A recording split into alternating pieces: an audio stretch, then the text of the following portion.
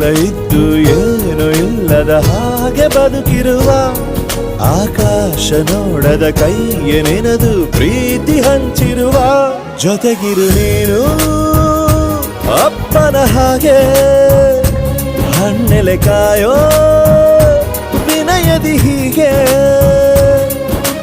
ನಿನ್ನನು ಪಡೆದ ನಾವು ಪುನೀತ ಬಾಳು ನಗು ನಗುತ್ತಾ ಬೊಂಬೆ ಹೇಳುತ್ತೈತೆ ಮತ್ತೆ ಹೇಳುತ್ತೈತೆ ನೀನೇ ರಾಜಕುಮಾರ.